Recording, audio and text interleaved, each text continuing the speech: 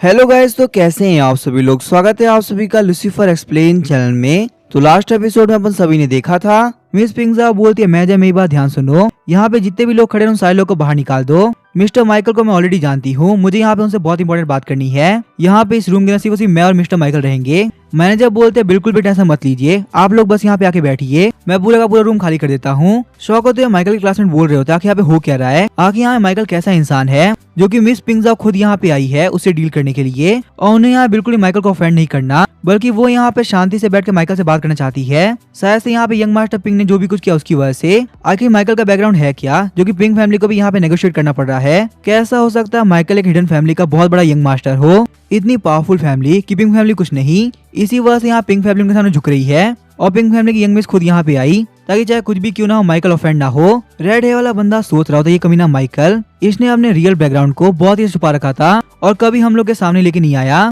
वरना मैंने इसके साथ कभी गलत बिहेव नहीं किया होता और मेरा काफी फायदा भी हो सकता था। वही हम देखते येलो हेयर लड़की सोच रही होती है आखिर माइकल से लूजर के पास में इतने सारे पैसे कैसे हो गए, और मुझे तो यहाँ पे काफी डर लग रहा है, मैंने माइकल को ऑफेंड किया था। अगर पिंक फैमिली भी घबरा रही है तो पता नहीं मेरे साथ में क्या होगा। माइकल सोच रहा होता मिस पिंगजाओ काफी इंटरेस्टिंग लग रही है, चलो देखते आखिर यहाँ मिस पिंक को मेरे से क्या बात करनी है, जो कि वो यहाँ पे बिल्कुल भी वेट नहीं कर पाई। मैनेजर बोलता है मेरी बात ध्यान सुनो, सारे लोग बाहर निकल जाओ, यहाँ पे सिर्फ मिस पिंगजाओ और मिस्टर माइकल रहेंगे। मिस पिंगजाओ बोलती है बिग ब्रदर जल्दी से घर जाओ क्योंकि ग्रैंडपा है तुम्हारा बहुत ही प्यार से वेट कर रहे हैं। ये बात सुनने के साथ यंग मास्टर पिंक काफी घबरा गए होते हैं। वहीं हम देखते हैं माइकल के सारे क्लासमेट को काफी बेइज्जती फील हो रही होती है और वो लोग भी वहाँ पे शांति से बाहर निकल लगते हैं। वहीं हम देखते हैं यंग मास्टर पिंक को जाता हुआ देख के लियू भी उसके पीछे भी जाने लगती है। लियू बोलती है यंग मास्टर पिंक प्लीज मुझे माफ कर दीजिए, ये मेरी मिस्टेक थी, मुझे यहाँ पे ऐसा बिल्कुल नहीं करना चाहिए था, प्लीज मेरे साथ में ऐसे बिहेव मत करो जैसे कि आप मुझे जानते ही नहीं हो। हम लोग के प्यार के वादे मत भूलो, हम लोग दो हंसों को जोड़ा है जो कि कभी नहीं बिछड़ सकते। मिस पिंगजा बोलती है लियो मेरी बात ध्यान सुनो, अगर तुम यहाँ पे सैंग सिटी के अंदर चैन जीना चाहती हो तो शांति से यहाँ से निकल जाओ, वरना पिंक फैमिली क्या करेगी तुम सोच भी नहीं सकती। ये बात सुनने के सारे डर के मारे लियो वहाँ से भाग गई होती है।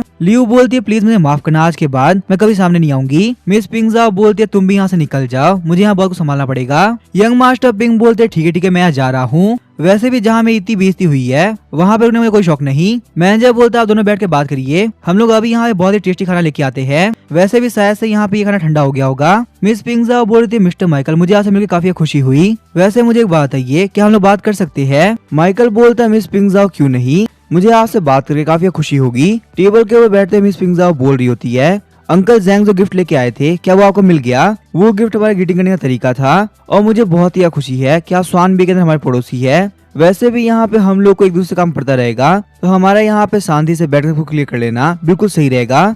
माइकल बोलता है नहीं ये कोई बड़ी बात नहीं है और मुझे यहाँ पे आप लोग का दिया गिफ्ट काफी पसंद आया, मेरे घर का बस थोड़ा बहुत रिनोवेशन काम बाकी है, उसके बाद मैं आप लोग के पास में आने ही वाला था, पर देखो काफी कमाल की बात है हम लोग पहले ही मिल गए। मिस पिंगजा बोलते मिस्टर माइकल प्लीज मुझे माफ करना, मेरे यहाँ पे आने में काफी देरी हो गई और अगर मेरे ब्रदर ने आपके साथ में थोड़ा सा मिसबिहेव किया हो तो प्लीज उस बात को दिल पे मत लेना, वो शुरुआत से ही ऐसा है, कुछ भी करने से पहले नहीं सोचता। उसने यहाँ पे जो भी कुछ रिएक्ट किया ना उस लड़की कहने पे किया होगा, मेरी फैमिली ने मुझसे कहा चाहे कुछ भी क्यों ना हो जाए मुझे यहाँ उसको कंट्रोल करना होगा ताकि वो कोई भी गलती ना करे, और देखिए मैं अपने काम में फेल हो गई, उसने यहाँ पे एक गलती करी दी। मिस्टर माइकल प्लीज इस बार के लिए मेरे ब्रदर को माफ कर दीजिए, मैं आपको प्रॉमिस करती हूँ आगे से वो ऐसा कुछ नहीं करने वाला, और वैसे मेरी पिंक फैमिली के अंदर कोई भी ऐसा नहीं है जो किसी के भी साथ रूड बिहेव करे, तो प्लीज मेरी आपसे एक ही रिक्वेस्ट, आप मेरी भाई की बातों को बिल्कुल भी दिल से मत लगाना, हमारी नई नई हुई दोस्ती के लिए आप इतना तो कर ही सकते हैं, और आप प्लीज मुझे भी गलत मत समझना, मैंने यहाँ पे सैनवी रेस्टोरेंट के अंदर इस वजह से इन्वेस्ट नहीं किया ताकि मैं आपसे यहाँ बैठ कम्पीट कर सकूं, बल्कि मैंने ये काम इस वजह से किया ताकि मेरी फैमिली की इज्जत ना खराब हो।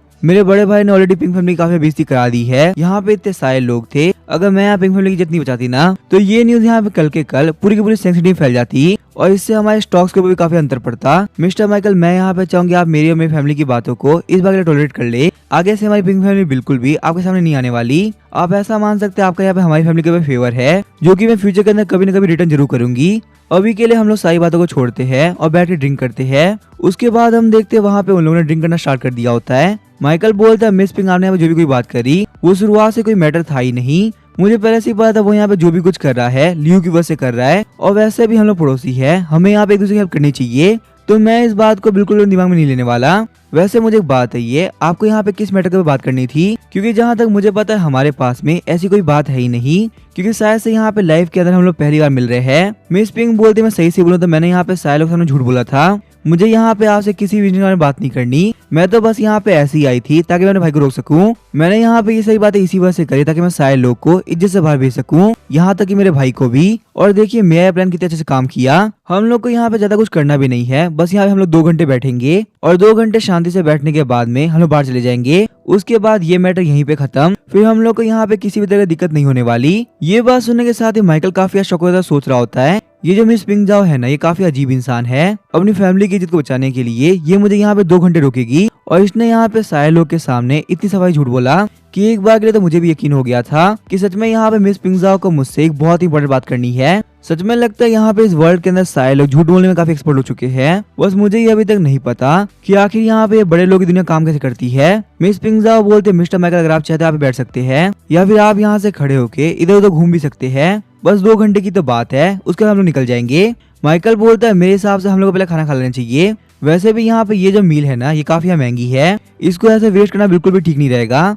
मिस पिंगजाओ बोलते मिस्टर माइकल सही बोलो ना, तो मैं यहाँ पे घर से खाना खा के आई थी तो इसी वजह से मुझे बिल्कुल भूख नहीं है, पर ये आपके मील का टाइम है तो आप स्टार्ट कर सकते हैं। मैं बस यहाँ पे थोड़ा टाइम वेट करूंगी, उसके बाद में जैसे अगर लंच खत्म हो जाएगा ना हम लोग निकल जाएंगे। उसके बाद हम देखते हैं माइकल ने वहाँ पे खाना स्टार्ट कर दिया होता है। माइकल सोचता है मैं यहाँ पे कोई भी डिश नहीं छोड़ने वाला, ये डिश बहुत ही महंगी है, पूरे $30 मिलियन की। साथ ही माइकल सोचता था मुझे यहाँ पे काफी अजीब लग रहा है, मैं यहाँ भुखड़ों की तरह खाना खा रहा हूँ और वहीं जो मिस पिंगजाओ है बैठ के मुझे देख रही है। मिस पिंगजाओ सोच रही होती है मिस्टर माइकल बहुत ही अच्छे हैं, एक बार देखो वो यहाँ पे आराम से कैसे बैठ के खा रहे हैं, मुझे इनको यहाँ पे खाता हुआ देख के काफी खुशी हो रही है। बहुत ही अच्छी बात है, इन्होंने मेरी बात समझी और यहाँ पे इस मैटर खत्म कर दिया। वही हम देखते हैं माइकल सोच रहा होता है चाहे मैं कैसे भी क्यों ना देखूं, सच में मिस पिंगजाओ काफी अजीब इंसान है। पहले तो ये यहाँ पे बिना किसी रीजन के आ गई, उसके बाद यहाँ पे सारे लोगों से कह दिया कि इन्हें कुछ बात करनी है और अब इनका कहना है कि हम लोग 2 घंटे यहाँ पे शांति से बैठेंगे और कोई भी काम नहीं करेंगे।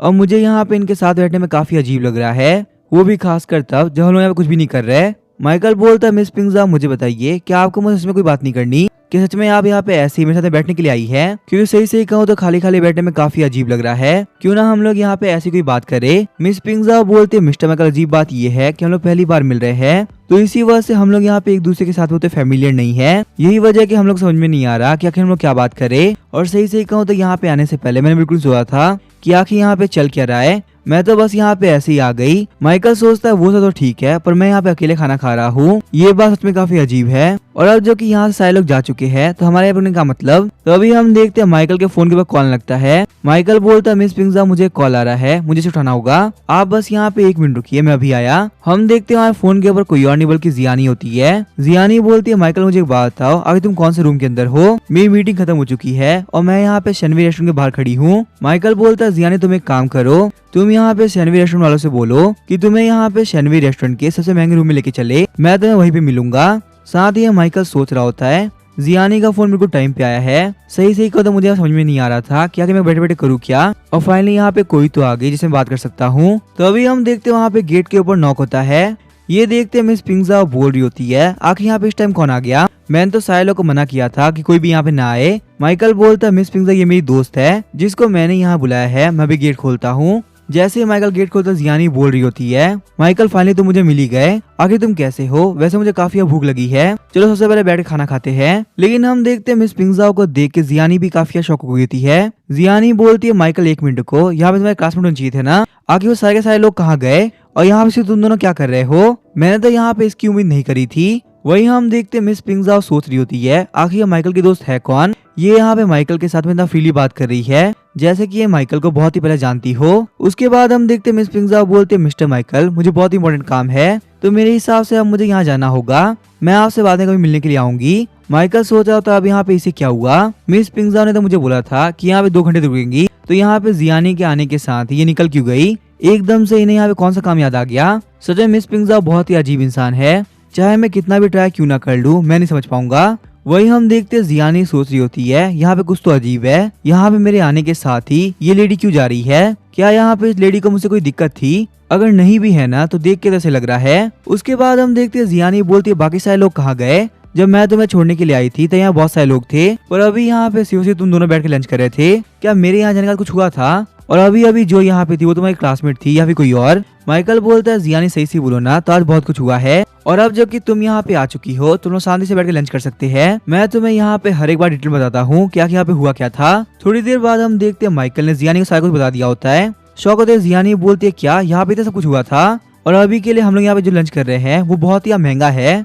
पूरे के पूरे $30 मिलियन का। माइकल तुम बहुत ही कमाल के हो, ऐसे ऐसे काम तुम ही कर सकते हो। सही से कर तो शायद से पूरे चाइना के अंदर कोई होगा जिसने यहाँ पे $30 मिलियन एक मील के लिए पे किया हो। और अब जबकि मुझे यहाँ पे इस लंच का प्राइस पता चल चुका है तो मेरे लिए इस खाने को खा पाना काफी मुश्किल है। सही से कहो तो मुझे यकीन ही नहीं हो रहा कि मैं यहाँ पे इतना महंगा खाना खा रही हूँ। माइकल बोलता है जियानी टेंशन मत लो, ये कोई बड़ी बात नहीं है। वैसे भी अब तुम मेरे साथ में हो तो तुम्हें यहाँ पे फ्यूचर के अंदर भी ऐसी चीज देखने की आदत होनी चाहिए। और वैसे भी सही से कहो तो $30 मिलियन मेरे लिए कोई वैल्यू नहीं रखते। और वैसे भी यहाँ पे ये कॉमेडी मैंने स्टार्ट नहीं किया था, वो लोग बस मुझे यहाँ परेशान कर रहे थे, तो मैंने सोचा क्यों ना मैं भी उन लोगों के साथ थोड़े बहुत मजे कर लूं। पर जब मैं मजे पे आता हूँ ना तो सारे लोग से बर्दाश्त ही नहीं होता, कुछ यहाँ पे मुंह छुपा के निकल जाते हैं और कुछ लोग को अपनी फैमिली को भेजना पड़ता है ताकि वो इस मैटर को सॉल्व कर सके। वैसे मेरी बात छोड़ो, तुम भी तो मीटिंग के अंदर गई थी, आखिर वहाँ पे क्या हुआ कि तुम्हारी बात बन पाई? जियानी बोलते सही से बोलो तो उस मीटिंग के अंदर हम लोग ने ब्रॉडकास्ट के बारे में काफी सारी बातें करी, जैसे कि हम लोग यहाँ पे अपने लिए और ज्यादा स्पॉन्सर कैसे लेके आ सकते हैं और कैसे हमारी कंपनी का कमीशन दूसरों के मुकाबले काफी इंक्रीज कर सकते हैं, क्योंकि इस तरीके से हम लोग यहाँ पे अपनी कंपनी को आगे बढ़ा पाएंगे। मैंने यहाँ पे बहुत सारे स्ट्रीमर्स को देखा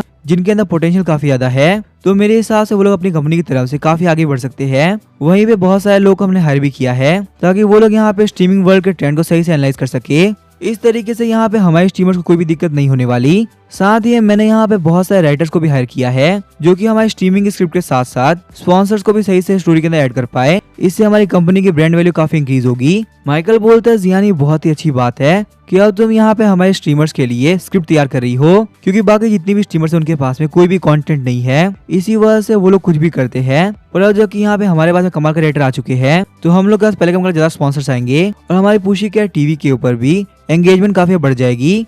जियानी सोच रही होती है माइकल तुम बिल्कुल सही कह रहे हो, पहले के जितने भी स्ट्रीमर्स है ना उन लोगों की हालत काफी खराब थी, उन लोगों के सामने बस कैमरा स्टार्ट कर देते थे और वो जो करना है वो करो, और ज्यादा लोगों को एंगेज करने के लिए हम लोग को बहुत कुछ करना पड़ता था और उसमें बहुत से लोग ऐसे ऐसे कमेंट करते थे जिसकी वजह से हम लोग को लगता था कि आखिर हम लोग काम कर क्यों रहे हैं। एडिट करके हम लोग के पार्ट को ऐसे दिखाया जाता था जैसे कि हम लोग जानबूझ के बहुत कुछ शो करना चाहते हैं, पर ऐसा बिल्कुल भी नहीं था। कुछ लोग कहते कि हम लोग यहाँ पे बड़े बड़े बॉस कहते बिक चुके हैं, वहीं कुछ लोग का कहना था कि ये लोग बहुत ही बेकार डांस करते हैं और पैसे के लिए ये लोग किसी भी हद तक जा सकते हैं। इन लोगों ने यहाँ पे आगे बढ़ने के लिए पता नहीं कितने बैच से गुजरे होंगे और अभी भी यहाँ पे जो बिग बॉस इनको पे करते हैं वो ऐसे ही नहीं करते होंगे। ये सारी बातें सुनने के बाद में बार बार मेरे स्ट्रीमिंग वर्ल्ड को छोड़ने का मन करता था, पर मैं क्या ही कर सकती थी, मैं काफी मजबूर थी। अगर बस यहाँ पे फैमिली प्रॉब्लम्स नहीं होती तो आखिर यहाँ पे स्ट्रीमर बना ही कौन होता। इसी वजह से मैंने यहाँ पे डिसाइड कर लिया है स्ट्रीमिंग वर्ल्ड को ठीक करने के लिए मुझसे जो हो सके मैं वो करूंगी। उसके बाद जियानी बोलती है माइकल सही सी बोलो ना, अगर तुम नहीं होते तो मुझे यहाँ पे इतनी बड़ी अपॉर्चुनिटी नहीं मिलती। माइकल मेरी लाइफ में आने के लिए मैं तुम्हें जितना थैंक यू बोलूँ उतना कम है। सही कहो तो naughtychina.com के अंदर मेरे लिए काफी सारी दिक्कतें थी, कमीने मैनेजर ही जैसे लोगों के बीच मैंने बहुत ही मुश्किल सर्वाइव किया है, पर अब जबकि मैं यहाँ पे तुम्हारे साथ में आ चुकी, मैं तुम्हें प्रॉमिस करती हूँ मैं पुशी के टीवी के ऊपर पूरी मेहनत से काम करूंगी। ना सिर्फ मैं यहाँ पे स्ट्रीम वर्ल्ड को शो करूंगी कि कंटेंट क्या होता है, बल्कि यहाँ पे जितने भी स्ट्रीमर्स है मैं उनके लिए रिस्पेक्ट लेके आऊंगी, क्योंकि इस इंडस्ट्री के अंदर लोगों को काफी सारी गलतफहमी है जिनको दूर करना काफी जरूरी है। माइकल मैं तुम्हें वापस थैंक यू बोलती हूँ, अगर तुमने प्रेसिडेंट नहीं बनाया होता तो मेरे लिए यहाँ पे ये सारा काम करना बिल्कुल इम्पॉसिबल होता। माइकल बोलता है जियानी ये तो बस शुरुआत है, अभी तो हम लोगों ने बस स्टार्ट किया है, आगे आगे हम लोग को बहुत सारे काम करने हैं, ऐसे ऐसे बड़े काम जो कि स्ट्रीमिंग इंडस्ट्री के अंदर किसी ने भी ना किया हो। मैं चाहूंगा हम लोग यहाँ पे सही से मेहनत से काम करके फ्यूचर के अंदर और आगे बढ़े, और तुम बिल्कुल भी टेंशन मत लो, चाहे कुछ भी क्यों ना हो, हर एक दिक्कत के अंदर मैं तुम्हारे साथ हूँ। मुझे पता है पुरानी कंपनी के अंदर तुम्हें बहुत सारी दिक्कतें हुई है, पर ये मेरा प्रॉमिस है आगे चल के तुम्हें ऐसी कोई भी दिक्कत फेस नहीं करनी पड़ेगी। अब यहाँ पे सारी टेंशन को छोड़ के चलो हम लोग ड्रिंक करते हैं।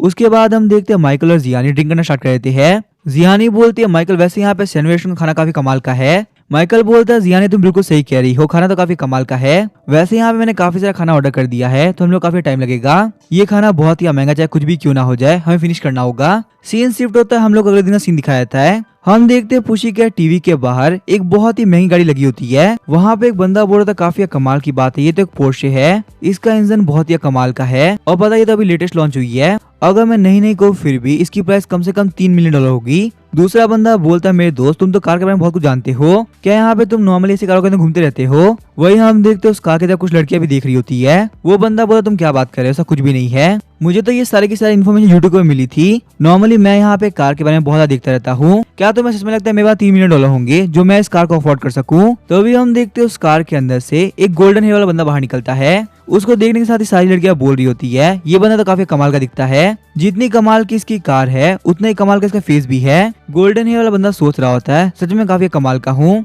जहाँ जहाँ मैं जाता हूँ ना लोग मेरी तारीफ करने लगते हैं। मेरे पास में एक अमीर बैकग्राउंड के साथ साथ एक ऐसा चेहरा है जो कि सारे लोग अट्रैक्ट कर लेता है। बस आज मैं यहाँ पे कैसे भी जियानी को पटा लूं फिर मेरा काम तो हो जाएगा। तो अभी हम देखते हैं जियानी उस कंपनी से बाहर निकलती है। गोल्डन हेयर वाला बंदा बोलता है काफी कमाल की बात है जियानी फाइनली मैं तुमसे मिल पाया। ये तो बहुत ही बड़ा कोइंसिडेंस है कि मैं भी यहीं से निकल रहा था। जियानी आगे बढ़ते हुए बोल रही थी मिस्टर जंग आखिर आप कैसे हैं? मुझे आपसे मिलकर काफी खुशी हुई पर मुझे एक बहुत ही इम्पोर्टेंट काम है इसी वजह से मैं जा रही हूँ। मिस्टर जैंग सोच रहा होता है जियानी ने मुझे इग्नोर कर दिया पर मेरे पास में इतना कमाल का चेहरा है, मेरे पास में इतने सारे पैसे हैं, अगर तुम चाहो भी ना तो मैं तुम्हें इग्नोर करने नहीं दूंगा। अब यहाँ पे मिस्टर जैंग क्या करेंगे क्या नहीं वो हम देखेंगे नेक्स्ट एपिसोड के अंदर। अगर ये वीडियो पसंद है तो सब्सक्राइब करके वीडियो को लाइक कर देना। Thank you.